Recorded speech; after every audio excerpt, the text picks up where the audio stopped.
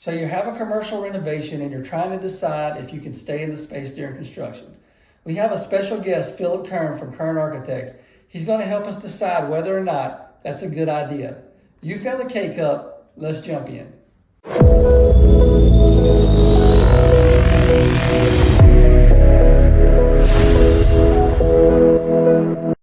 So welcome back to the K-Cup, episode 25. This is a special episode for us. We actually are going to have our first interview today. We have a special guest, Phillip Kern here from Kern Architects, and we're going to introduce him in a second to y'all. But today we're talking about renovating an occupied space. It's something that is of great concern to any contractor and architects as well. We know that there's definitely some challenges associated with this kind of a project, and we're posing that question: should you stay or should you go? And so we're going to try to answer that question today by covering these three key points. You know, a lot of clients assume at the outset of thinking about a renovation that they could probably just stay in the space and then be easy, and they're just going to go tuck themselves in one corner like the contractor does his job or whatever. But we know that in the real world that's not what happens, and so we're going to talk about three key areas today, and these key areas are going to help us assess whether or not really someone should stay in a renovated space. We're going to talk about the impact of operations, talk about safety and liability, and talk about the actual cost, the financial cost of trying to pull this off. So let's go ahead and get started, John.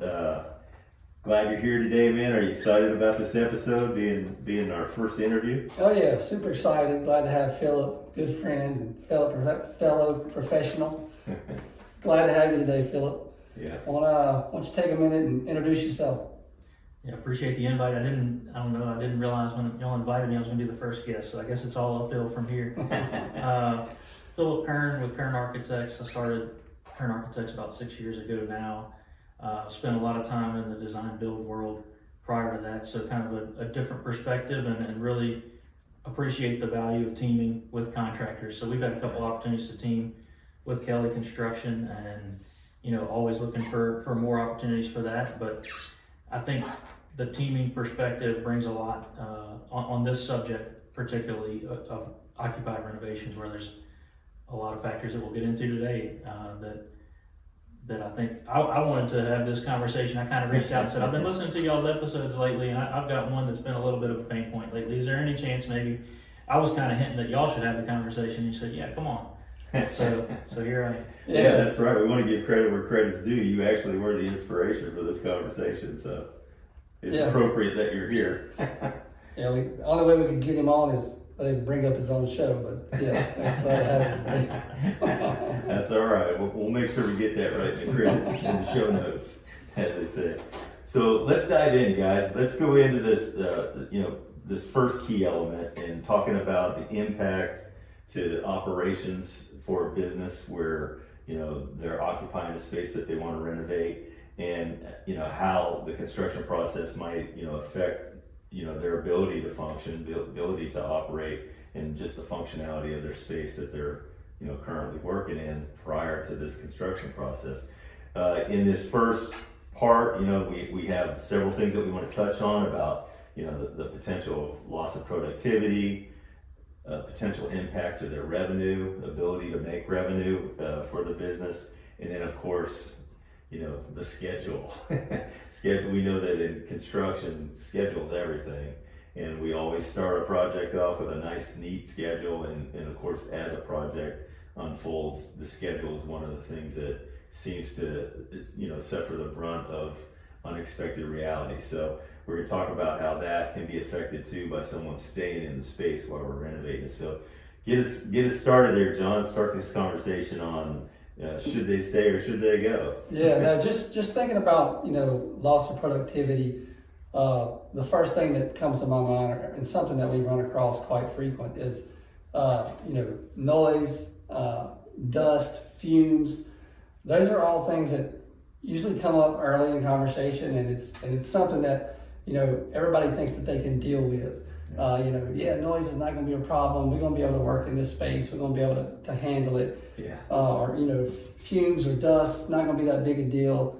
Dust, not so much. I mean, usually there has to be some kind of, mitigation for dust, but fumes specifically, now we can handle that. But then once construction actually starts and that noise really begins, the sound of impacts or the sound of saws or whatever, becomes a real problem. Absolutely.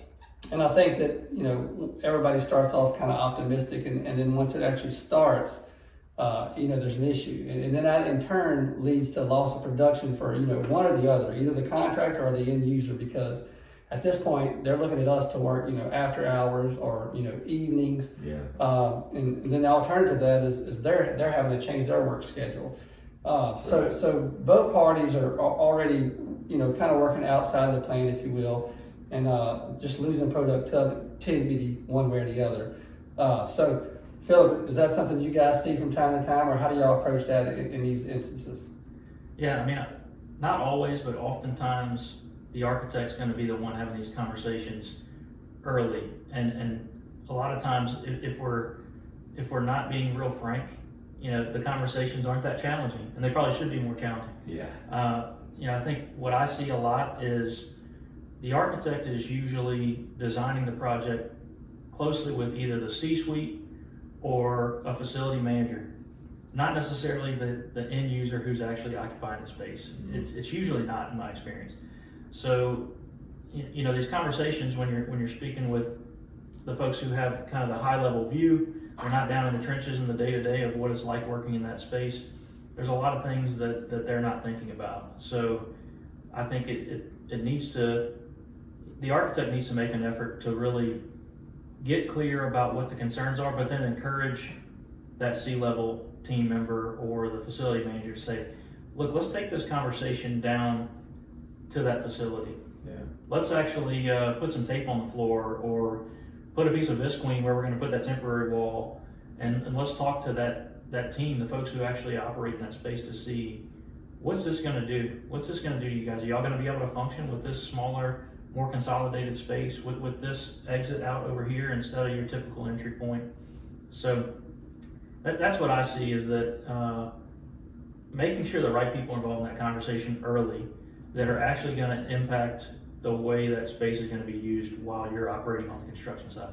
That seems huge. That it seems like a necessary conversation that you want to have on the front end, is not just passing a note on to upper management that, hey, these things are going to be interrupted, or this space is going to be compromised in this way, but actually having that conversation, like you said, with their team and making sure that they're aware of the realities of what the situation is going to be.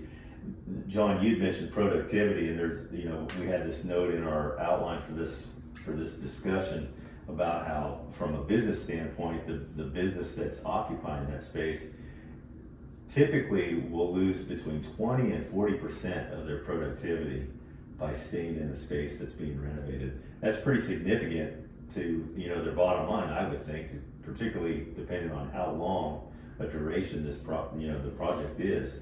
So how about from the constructor or the construction side or the contractor's side as far as productivity? I know that you feel like there's something there too, right? Yeah, so I mean, to your point, I think that they lose productivity in one sense because they're all of a sudden their space is limited how they can use it. They're limited in their break areas sometimes, restrooms, other areas that are limited, and then even just production area. But on the flip side, as the contractor, if we're not able to go in and hit the plan that we kind of originally set up, if they gave us access to certain areas and now all of a sudden, they see that they're losing production and they need some of this space back, then obviously that turns to a production loss on our side.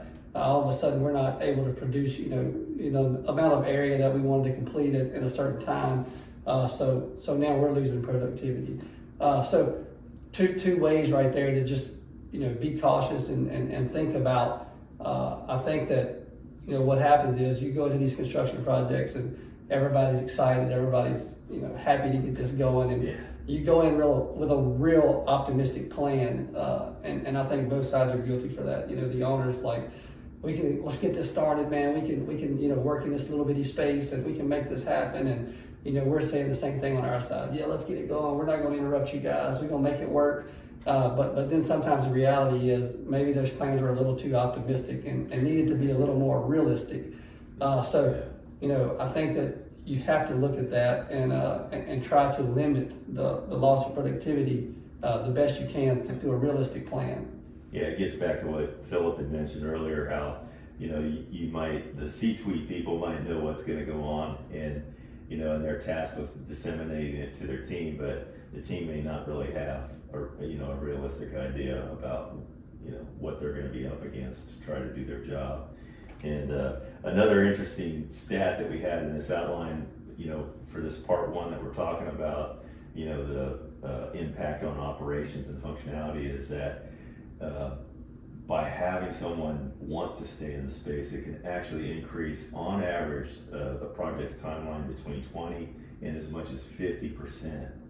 That's significant. So I'm surprised it's only 50%. I could see it doubling the duration of a renovation project at times. Yeah, I sounds think optimistic. Huh? Just to be fair, to play both sides here, the loss of productivity on the owner's side, I think, is a reality during renovation, even if they move out. If they move out to a lease space or to a modular, yes, they're not functioning as efficiently as they were. But what that allows is a shorter, quicker hit. So yes, if the renovation is going to take 4 months if the building's completely unoccupied, but if they have to phase it because it's occupied, maybe it takes 6 months, you're prolonging that productivity loss. Yeah. So if like you said, maybe there's statistics that they're losing 20-40% productivity. Maybe in a modular or in a lease space somewhere, it may not be quite as bad because they don't have the noise and the dust, but they're also not in their regular environment. But you're able to shorten the duration of that pain, get them back to working efficiently now in a much, an improved space where maybe they're even more efficient. Absolutely.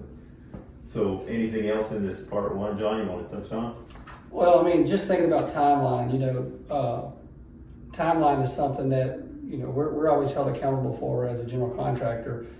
And, in these instances where we're not meeting the plan, and I kind of keep referring to the plan, and we hadn't even talked about a plan, but generally in the beginning of a project, we would come together and discuss a plan for, how this renovation is going to happen. And we would set some expectations as far as what kind of space we need, what kind of walkways are we going to need. And so I keep referring to that, and we need to be able to hit the initial plan. But if not, then obviously there's going to be some timeline ramifications. And a timeline is something that's usually really important to the client, and something that's, we're kind of held accountable to.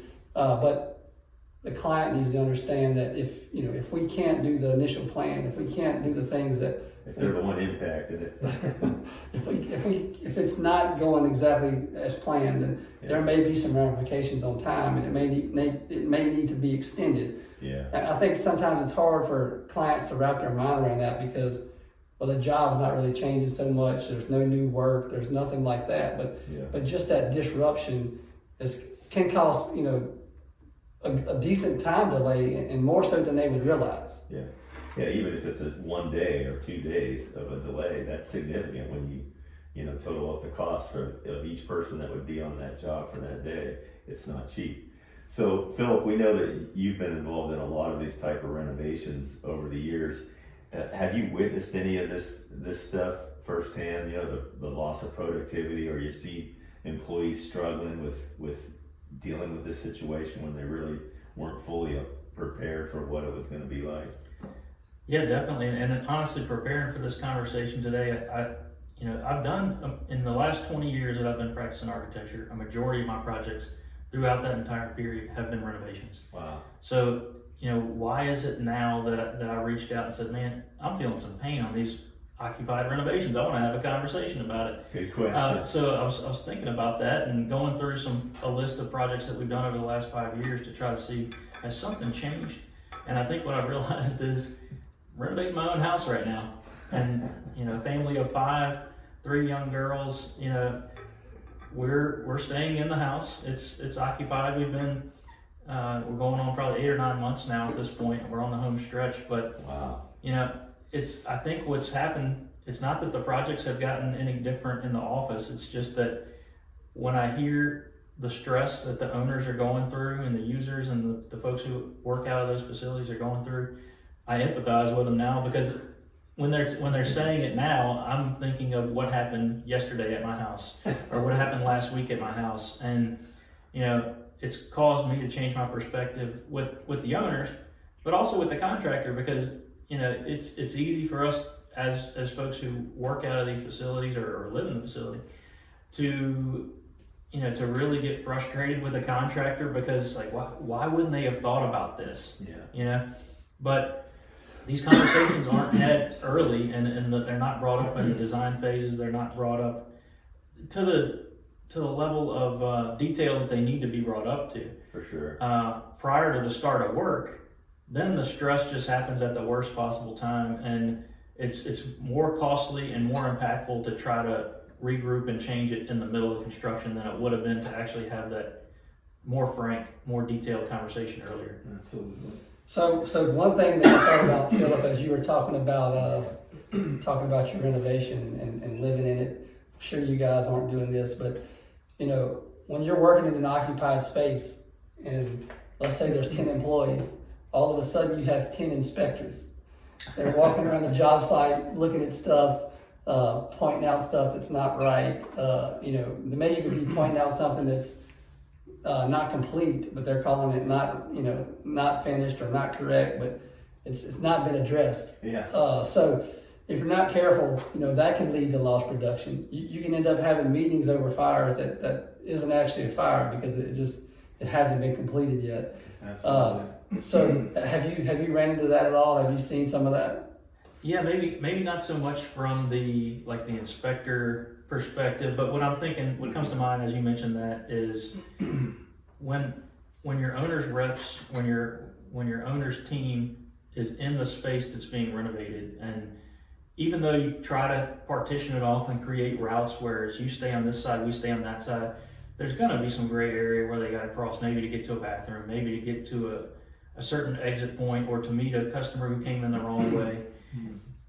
And it almost goes, you almost can't avoid it, where they're going to hear some things that you normally wouldn't hear, because usually your owner is not on the construction site. Exactly. All it takes is a subcontractor to be talking to one of his buddies and say, man, look at this. Who drew that? Or whose idea was that? Man, we could have. And then you get a call from that owner's rep saying, why the heck are we doing it this way? And what are you talking about? Well, you know, this subcontractor said he would have done it differently. And it's, why, you know, in no other situation would the people who are going to use that space at the end be in a position to actually hear those words from a subcontractor. But that's where it gets dangerous, particularly if you've got someone on the owner's side. Maybe they have built a couple houses or something. They know enough to be dangerous, and they're walking now behind these subcontractors. I've had a subcontractor come to me when I was at a design build firm and say, you know, if this owner's rep's going to be behind me and my team every day, we're not coming back. This was a framer. Wow. He said, you know, y'all need to do something, because my framing crew is going to demobilize until this guy is not behind me anymore watching what I'm doing. Wow. So I'd call that a loss of productivity. You get somebody walking off the site, and it's hard to avoid that, you know, if you've got someone with just enough knowledge. They're not used to having their space renovated. So sometimes it's not that they're out to get anybody. They're kind of excited about it, to say, man, I've built a couple of houses. It's kind of cool. I get to kind of... They want to be a part of it. Right. So that's where it can get dangerous from what I've seen. For sure. Yeah. Do you have a construction project, but you just don't know where to begin? Let us show you the steps that are necessary to make your project a reality. I'm John Kelly with Kelly Construction Group, and I wanted to jump in here for just a second and let you guys know that here at Kelly Construction, we're more than just a builder.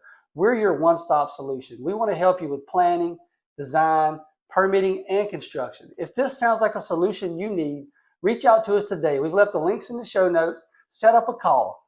Now, let's get back to today's show. Yeah, and similarly, our experience is the same. I called inspector there. That was a little sarcastic, but you know, they like to check out the space and point out stuff that, you know, maybe don't quite meet their eye. But usually it's a situation that it's incomplete work or whatever. So Yeah. something that you run into. It's not huge, but it's out there and it happens. Yeah. And something else, like you said, you want to see both sides of it. So kind of looking at it from even another facet, another side of it that we haven't talked about is like the clients or tenants, customers, perspective. Them showing up to a construction site. Have you dealt with that before? That's what we deal with the most often, and that tends to be the conversation that is actually had, because the C-level and the facility managers, they are thinking about their customers.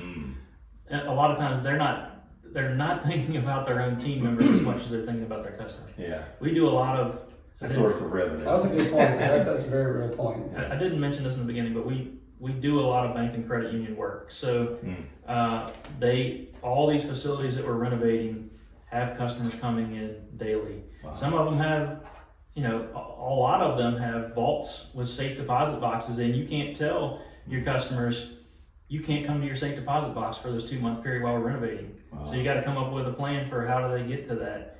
And then the other challenge that comes with this is, a bank tends to be 3,000 to 5,000 square feet. It'd be one thing if you had a 20,000 square foot building and you were renovating in two phases, where you could say, hey, you stay out of this 10,000 square feet while we renovate, and then you have a larger site, in that case usually with more parking to kind of partition off construction routes versus the public. But that's not the case when you got 3,000 or 4,000 square feet. There's only so much space that you have to deal with, and it's kind of hard to not be in the middle of the action, even if you do build a dust partition and block off 1,000, 1,500 square feet for the staff. And the same goes for the site, to where if you've only got 15 parking spaces and now the contractor needs 7 of them, where does your staff park? Where do the customers park? Where's that route from the parking to the building that's not also shared with construction? So exactly. I know we'll get into that a little more on the safety side of it, but I have seen to where that conversation's probably had in a little more detail, because they say, particularly with banks and credit unions, they have to give their customers 30 days notice if they're going to shut down a lobby, for instance. Hey, you can't come inside the building during this period. They've got to get that word out well in advance. That's not the case with all businesses, but it's a good thing, but it makes it challenging for us, probably in a way that we should have been realizing anyway, that we need to have that conversation earlier, so that everybody has the ability to plan in a little more detail earlier. Absolutely. So, any more thoughts on this part, John? Well, just thinking about the site access and how that limits productivity too, and that again, I like to look at it from both sides. I mean, from the contractor standpoint, how close we are to the work area obviously really helps. But to Philip's point, a lot of times considering their productivity and looking at their their customers, then a lot of times our setup or site area may be further away from the building. And recently we've had it so far that you almost need a golf cart or something to get out there to it. So site can actually hurt productivity from both sides. Just depending on where you land and what access we're given. So definitely something that needs to be considered early on and look closely at. Yeah, absolutely. All right. So, any closing thoughts on part 1 here about the impact to operations and functionality of the space? No, I think we covered it pretty good. I mean, I'm sure something's gonna pop in mind at some point that we wish we would have talked about. But you can throw it in there anytime you want. There's always another show. That's right. Well, let's go ahead and roll on to part 2, talking about safety considerations and possible liability issues. There's hazards that come along with construction sites, inherent hazards. You got to think about the ability to have emergency response if somebody, an employee or even one of the construction workers, a sub or somebody gets hurt. You have to be able to have an emergency response to that. And then, of course, there's liability questions. If someone does get hurt, who's at fault? So, help us jump in here, John. Share some of your thoughts on these issues around physical safety and liability. Yeah, so safety obviously is something very important to us. I mean, general construction company, safety needs to be high on the radar. Yes. And we want everybody to go home safe. It's very important to us that all of our work areas are safe. But I'd like to give Phillip an opportunity to talk a little bit about this before I kind of talk about what we do, and just see what is y'all's approach to safety, and how do y'all kind of have some foresight on this, going into a project. Yeah, once the project's under construction, obviously that's 100% the contractor's job. So I'm not going to speak to that, but on the planning side, the communication side during design, as far as what is the actual scope of this project, the two elements that I see that really are critical, but also usually fall a little short, is we were starting to talk about site access. Mm-hmm. What are the routes? What is your staff and the public's route? We really need to have on paper, a site plan to where we map out and diagram out. If it's a design build, we should be doing that with the contractor at the table. If it's not, the architect needs to be taking that extra step with the owner to say, once we're under construction, if you're occupying this building, we need to plan these routes and separate them. It doesn't mean it can't get tweaked once the contractor's on board, but let's not wait until construction to have that hard conversation and realization. But then also the extent of the actual building renovation, to get clear, is this a renovation where we're actually having to saw cut concrete to move some foundation items and to actually open up walls to put in some large beams and columns? If all that's happening and we're expecting the general contractor to be shoring up temporarily and stuff, the owner needs to be aware that the major risks involved from a safety perspective there. And yes, we had the conversation of you're on this side, we're on this side during construction, to allow them to phase it and create an actual construction zone for the contractor to work efficiently. Mm-hmm. But it's kind of on steroids when you've got major structural changes to say, your team can't go through there. Yeah. Your customers cannot go through there. This is temporary shoring. If something falls, that liability, the contractor needs to be responsible for the liability when it comes to his team, the subcontractor's team, everyone that's on his site. But we cannot allow the bank, in a lot of cases that we're dealing with, to have the bank staff walking through this space with all this temporary structure that's not designed to have people walking through there with high heels to go get to the bathroom. And the customers, we better be damn clear that old entrance they were used to entering the lobby, that's no longer, a sign is one thing. We really need to put physical barriers to prevent the folks who aren't looking at the sign from accidentally walking straight to a construction site where you've got some major hazards, where you could actually have a beam come down, a roof line come down, something like that could be a major safety issue. Yeah, sure. Yeah, a physical barrier is a good idea. We're all pretty distracted. I mean, I see people looking down at phones. Let's say I see people, because I never do that. But no, just kidding. Looking at their phones. We're all guilty of that. But my thoughts on it are, obviously, like I mentioned, safety is very important to us, and we do try to have a specific safety plan, for our jobs. We try to lay out, good routes that allow us to, safely move through a space. And we have emergency points where in the event of an emergency, this is where we meet at. This is where you have an emergency vehicle come if that's required.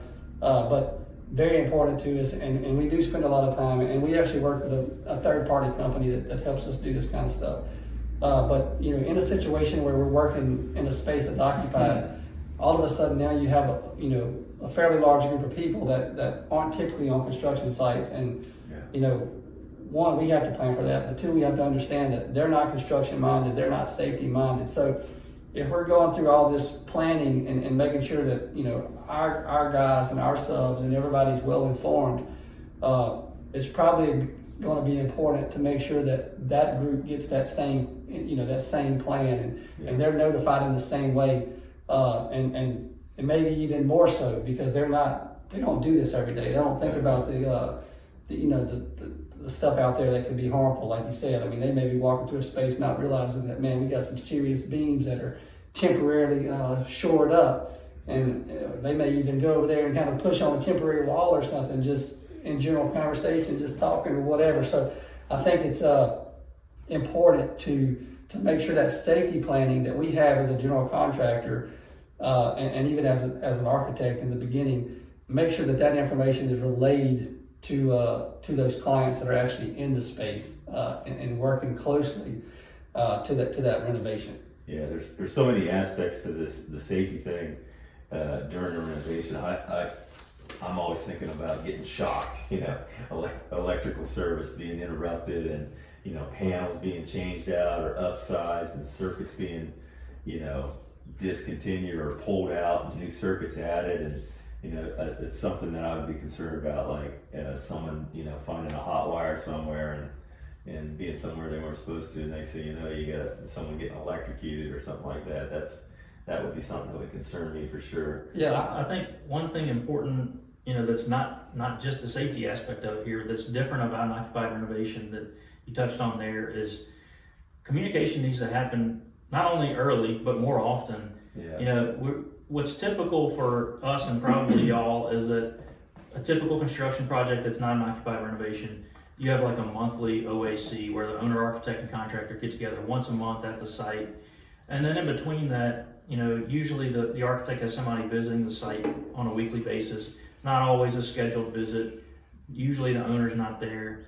I think that needs to flip when it's an occupied renovation, to where that weekly site visit, maybe it doesn't need to be a formal sit down with an agenda and paperwork and all that and talking over through change orders and schedule, but there's so much happening that's affecting the owner's team that's in that space, that they need to have an opportunity on a more regular basis to be at the table with the owner's rep, with the architect, with the contractor, to say, wait a second, guys, now that we're a week into this temporary partition where you put it, it's not working, or the noise situation that we did this to work with it's not working. We need to talk about changing the hours of that. It needs to be a more regular conversation, not a once a month, to allow that pain to fester and to grow into a bigger problem. Absolutely, that's a great point, that you don't want to let things like that drag on and turn into a big problem. You want to communicate more frequently. One thing that comes to mind, listening to you talk about that, is I can think of a project where we had, a big area. It was a large renovation, and the escape route, I guess, if you will, in a sense of emergency, kind of changed throughout the project as it was phased. I mean, they had multiple exits on this building, but as we were moving one area, that would change the route to actually get out of the building. And that would be key to be able to share that information, more often than not, weekly or whatever, to keep everybody informed. Because the last thing you want to happen is some kind of emergency and they go run to what they thought initially was the route, only to have it changed. So I think that meeting you're discussing would be key in a situation like that. Absolutely. One thing else that I'm very curious about, and maybe you can help us out with this too, Phillip, is the fire marshal's take on these occupied spaces being renovated. I would imagine there's some parameters there you gotta adhere to kind of have the fire marshal's blessing. Share with us what you get a little bit about that, what your experience has been. I mean, surprisingly, to be honest, I haven't had that conversation much. I haven't seen situations on the projects we're working on, as I said, tend to be 6,000 square feet or less. It's probably a whole nother story if you got a larger building with a lot higher occupant load. For us, from a design perspective, when we're drawing that phasing plan, we've got to make sure you've got sufficient exits. So a lot of times with these smaller buildings, if the phasing is creating a temporary space that may be only 1,000 square feet with 4 people, they only need one exit. Under 15 people, you can get away with one exit. So I think it comes in, it probably gets a little more complex with a larger facility, but I think it's more about the actual just logistics of having the conversation between the 3 parties. Yeah. Because you can't count on the fire marshal to save you in that situation. I think it needs to be the practical approach to saying, hey, let's make sure that your staff feels safe, and if they have any concerns about what we're doing here, let's give them a path to have that conversation promptly and not wait too long. Yeah, great. Any closing thoughts on this section, John? Well, I know one of the questions that you had mentioned or points was just liability, and I think obviously you want to limit the liability as best possible, but I think if you do the things that we've talked about, you create a good plan in the beginning. You make sure you get that plan out to all necessary parties. Then I think that you've done really about all you can do to kind of limit your liability, outside of some type of accident. And, I think it kind of comes down to, in the situation there is an incident, the liability kind of falls on, if it's the bank that has an employee that's in an area that they shouldn't be, or if it's a plant that has an employee in an area they shouldn't be, then likely that entity is going to cover, probably have the liability. Yeah.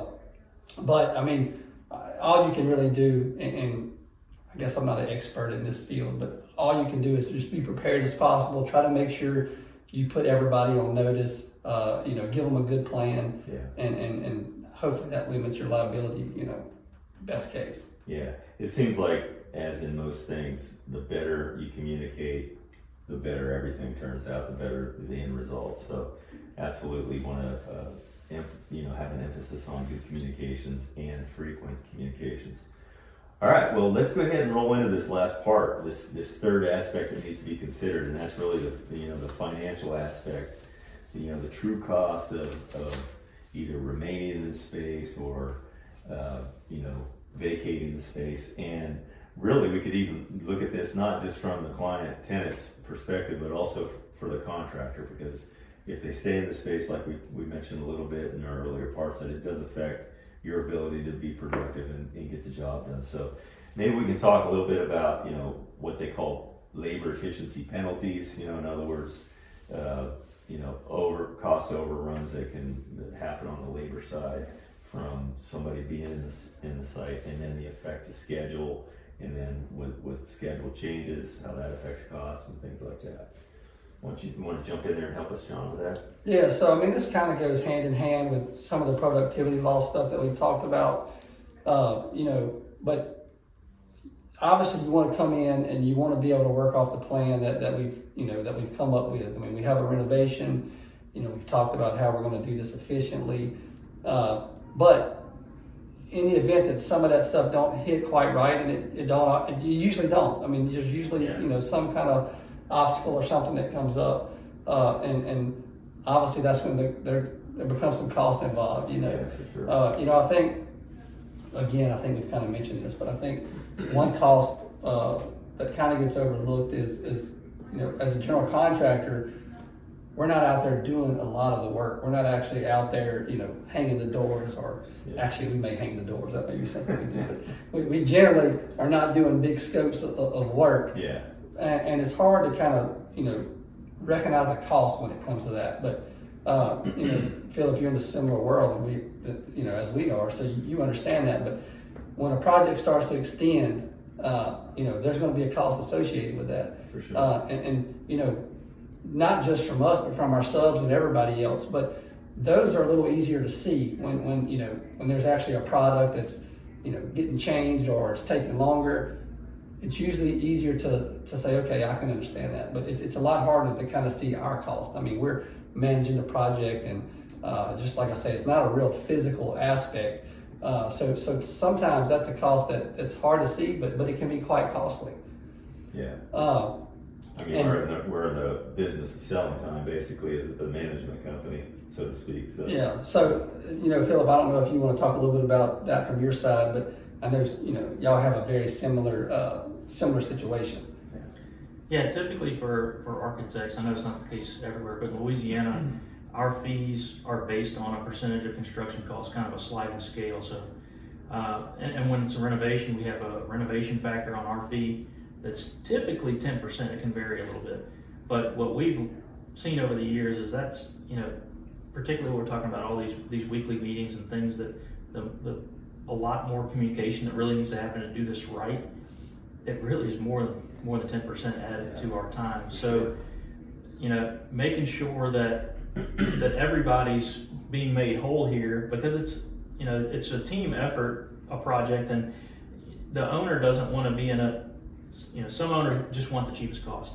Yeah. And that's not a reality in these renovation situations. It needs to be a conversation between all three parties early and often to make sure that everything's accounted for, making sure that the way they're going to operate in their space is as expected, because that affects cost. Absolutely. One thing, a note I just made to encourage to y'all is when you're in a hard bid that's going to be an occupied renovation, which I know y'all did one recently with us, that was that kind of, I would challenge the contractor to say, ask even more questions about the way this project's going to operate. And if you didn't get a phasing plan for the site or for the building, ask for one. And if you don't get one, draw one and attach it to your bid and say, we're basing it on this because you didn't give us one.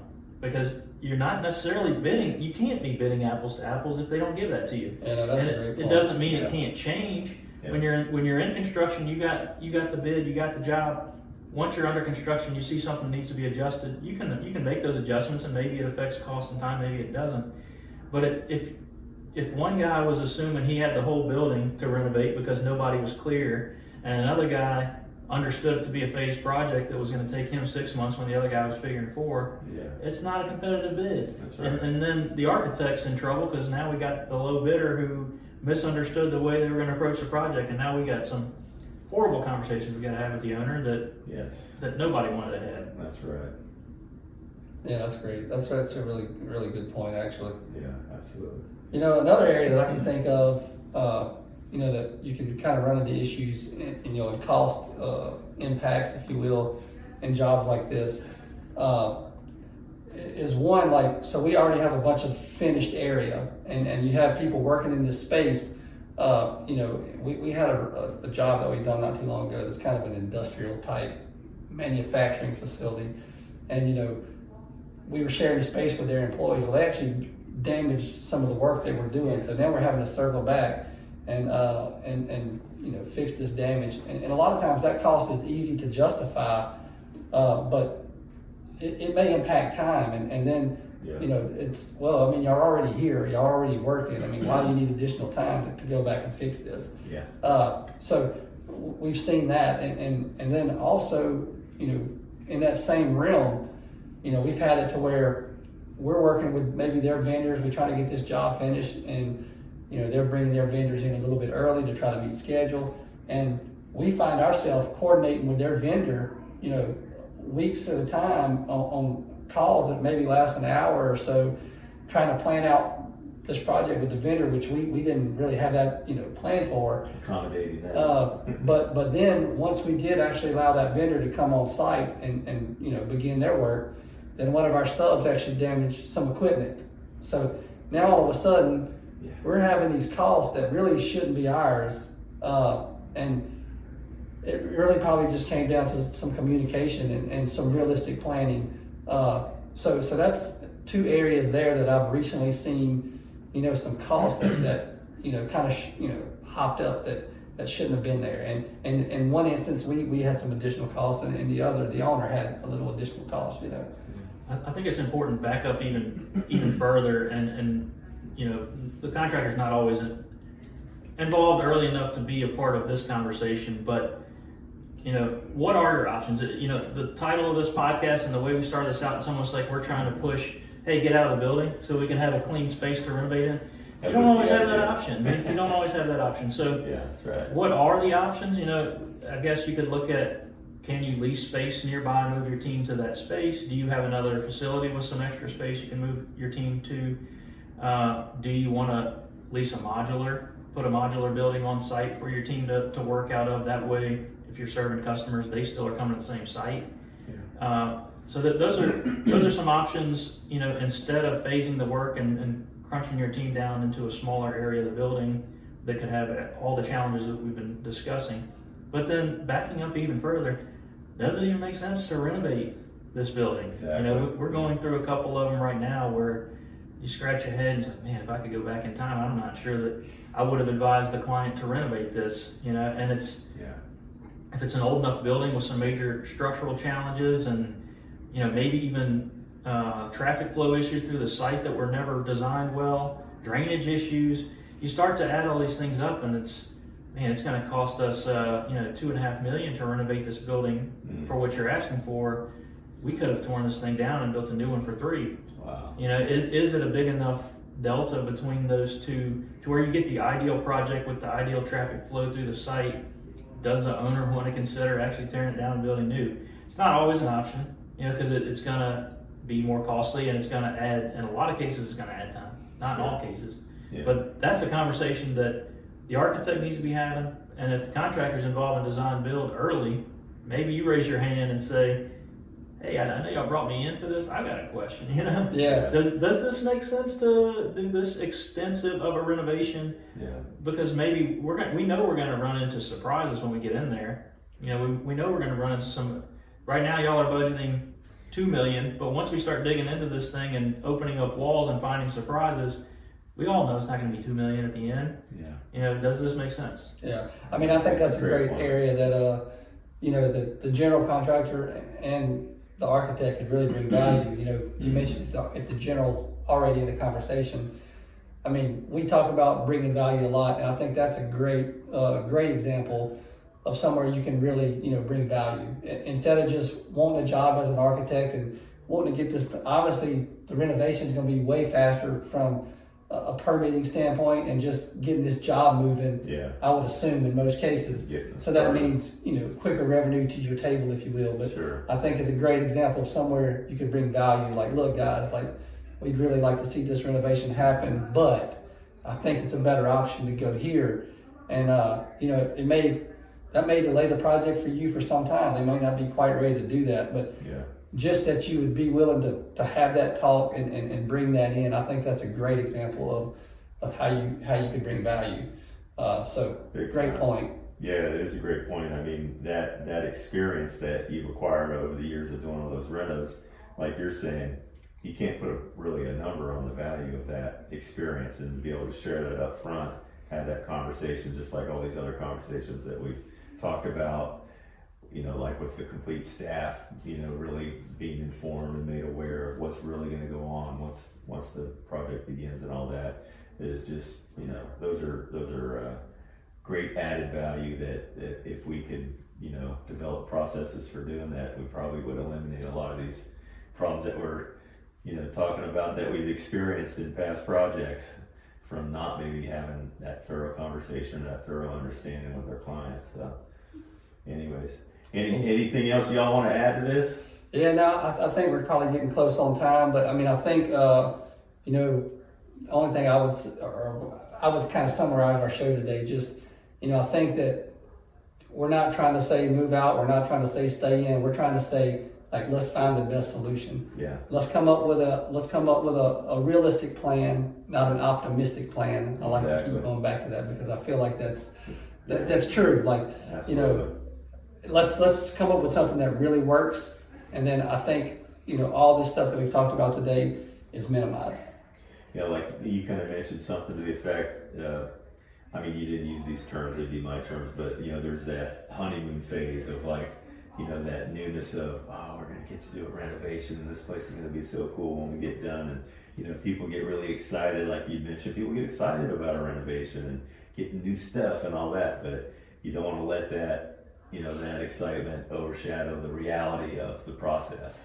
And I think if we accomplished anything here today, hopefully it's just that there's conversations that need to be had on maybe a deeper level that maybe aren't had, by some parties in different times or whatever, when we're looking at these renovation type projects. But anyways, hopefully we brought some awareness and attention to that. So. Yeah, I mean, I think we brought some good value today. I think there's some great information in here. I want to say thanks to you, Phillip, for coming out. Hopefully we have you again on the show real soon. Enjoyed having you. Yeah, thanks. I appreciate the invite. A lot of pressure now knowing that I was the first, so good luck matching this quality. It's all downhill from here. So we do appreciate it, man. Thank you so much for being here. We want to thank all our listeners for tuning in to episode 25. This is kind of a milestone for us. We reached that 25 episode mark, so I think we're doing great. The show's rolling. It's picking up a lot of traction, gaining viewers and listeners by the day. So that's really encouraging. And again, like John said, we thank you so much, Phillip, for being our first interview. And I think it added a lot of value to this show and this subject. And we could go on and on probably for hours on this subject because there's so much here. And we may, like you said, John, may have to have you back for a deeper dive into some of these elements on this subject. But thanks for inspiring this episode, because you really did. Your email inspired this episode, and it's been a great one. So appreciate y'all being here. Thanks for watching and listening to the show, and come back and see us again. Please like and subscribe. And if you have any questions about renovations, guys, hit us up in the comments. We'd love to hear your comments and your feedback, and we're more than happy to jump in and answer any questions that y'all may have. So anyways, thanks for being here, guys. Great show. Appreciate it. Thank you all.